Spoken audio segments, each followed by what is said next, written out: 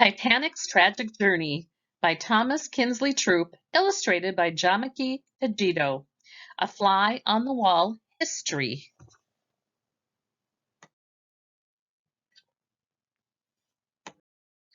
Hi, I'm Maggie, and this is my brother Horace. We've been flies on the walls during important events in history. We saw Albert Einstein make some amazing scientific discoveries. We rode along Paul Revere's Midnight Ride. We even cheered for boxer Cassius Clay, later known as Muhammad Ali, when he won an Olympic gold medal. One bit of history we'll never forget: the one and only voyage of a very famous ship. April 10th, 1912. Horace and I were flying around Southampton, England in April 1912. There were a lot of people crowded near the water. Some of them carried suitcases. Others walked up a ramp toward a huge ship called RMS Titanic. I don't like boats or ships. I get seasick, and it's not pretty. The people gathered around the ship were excited, though. I heard someone call it unsinkable. So Horace and I decided to take a closer look. What's going on here, Maggie? It sounds like the Titanic is sailing to the United States. Many of these people are going there to start new lives.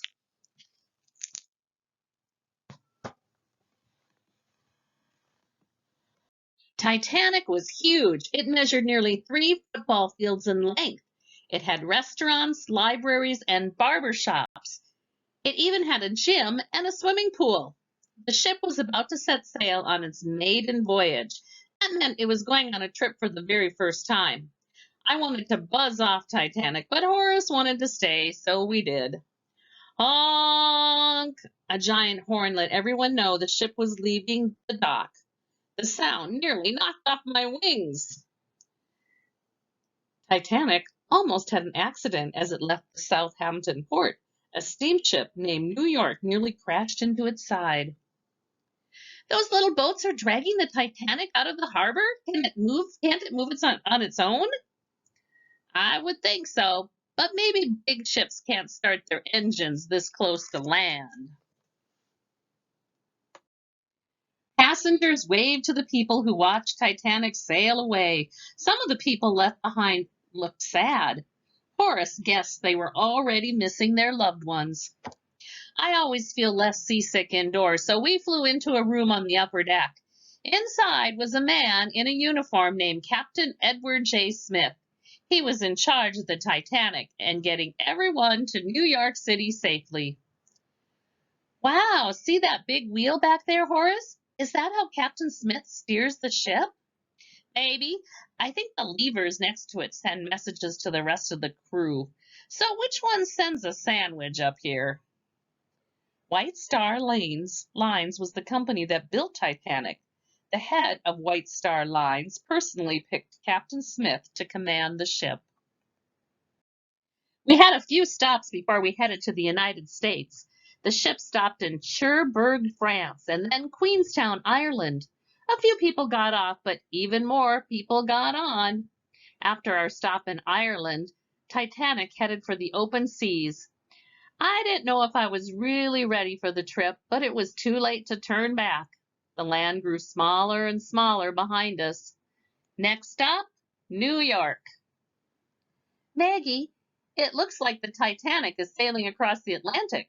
Hey, that's kind of rhymes. I never knew I was a poet. We're going to be on this ship for about a week. Ugh, suddenly I don't feel so good.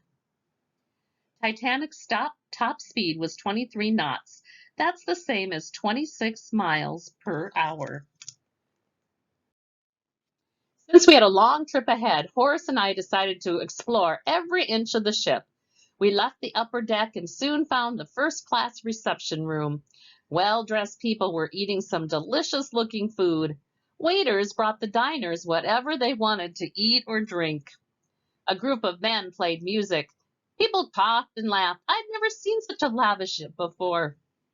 Even the staircase going up to the guest rooms looked expensive. Wow, look at the tasty treats, Maggie. They don't smell as good as the garbage I ate this morning, but Horace, don't fly so close. The diners don't want flies in their frosting. Titanic's orchestra was made up of 8 musicians. Everyone in the band knew how to play 352 songs. Horace and I flew upstairs to see more of the ship. We followed a man into his first-class suite. I wasn't sure what a suite was, but Horace and I both love suites, so I found out that a suite is where some of the first-class people stayed. Each suite had 2 bedrooms, a sitting room, and a bathroom. It even had a private balcony from which to view the ocean.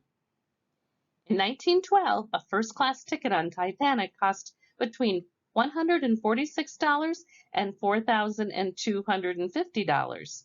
A second-class ticket was about $60, and a third-class ticket was between $15 and $40. This man was going to meet someone for a game of squash. Squash? Ooh, as a fly, I really don't like the sound of that. I think you're supposed to squash a ball, not the other player, Horace. Since the squash players didn't want us around, Horace and I went deeper into the ship. We found the third-class passengers down there. Their rooms were very plain, nothing like first class. We even went further below decks until we got to a large, super hot room. Men were working hard. They shoveled coal into furnaces nonstop. Horace heard them call it a boiler room. They weren't kidding. It was boiling.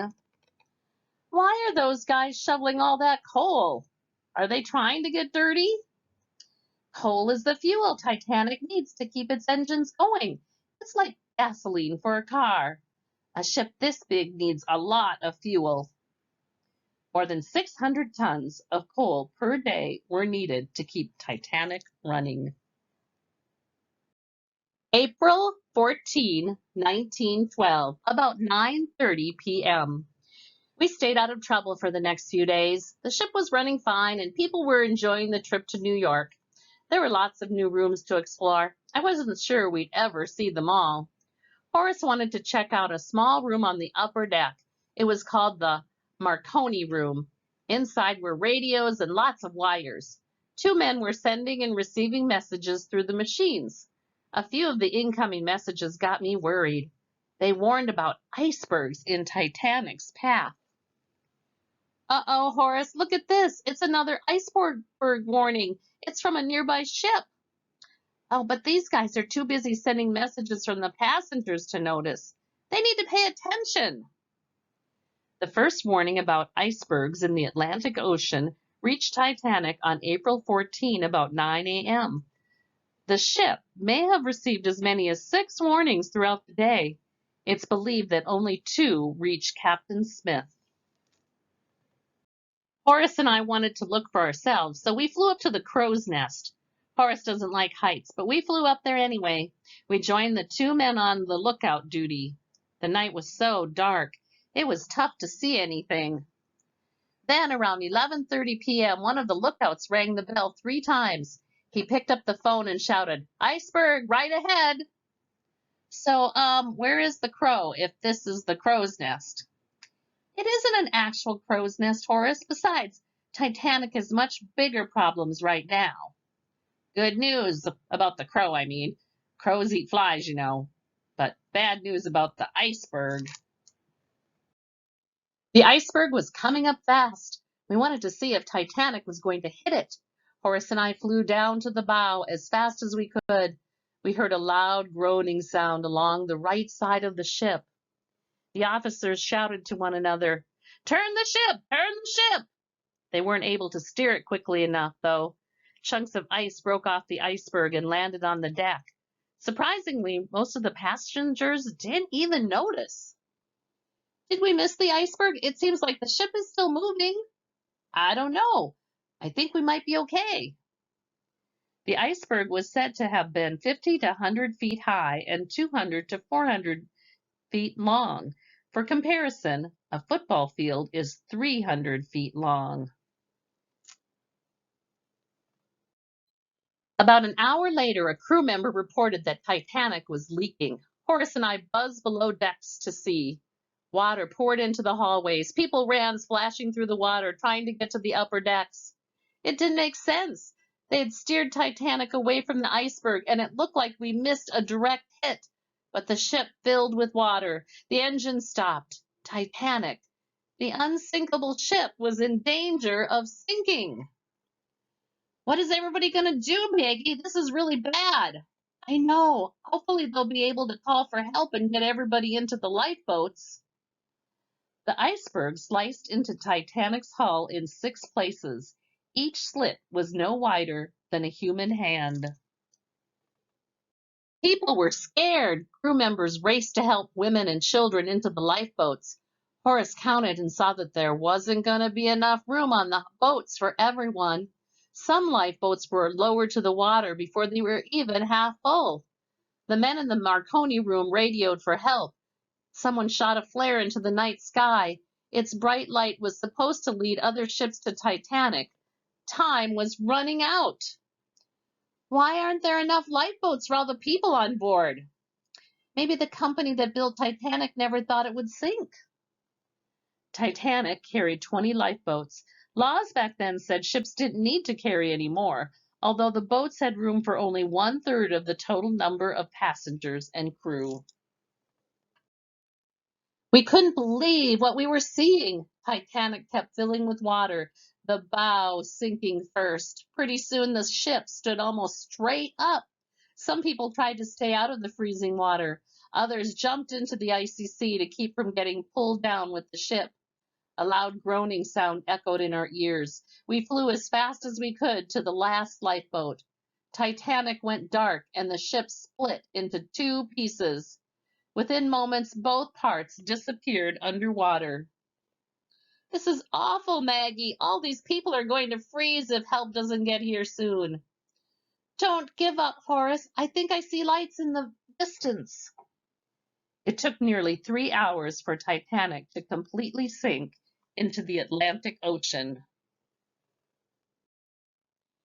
Afterward, on April 15, 1915, around 4 a.m., the survivors of Titanic saw hope. A ship called the RMS Carpathia arrived. The captain dodged 6 icebergs on the way to the rescue. His men lowered boats and helped the survivors into Carpathia. 4 hours later, the ship set sail for New York. A total of 705 people survived the Titanic disaster. More than 1,500 people died. Titanic's sinking led to the start of the International Ice Patrol. Part of the U.S. Coast Guard, the Ice Patrol warned ships about dangerous icebergs in their path. Timeline: July 29, 1908. The design for RMS Titanic is approved. March 31, 1909. The building of the Titanic begins. May 31, 1911. The building of Titanic ends and the ship is launched. You notice it took 2 years for it to be built. April 12, 1912. Titanic is tested at sea. April 4, 1912. Titanic arrives in Southampton, England. April 10, 1912. Titanic begins her maiden voyage.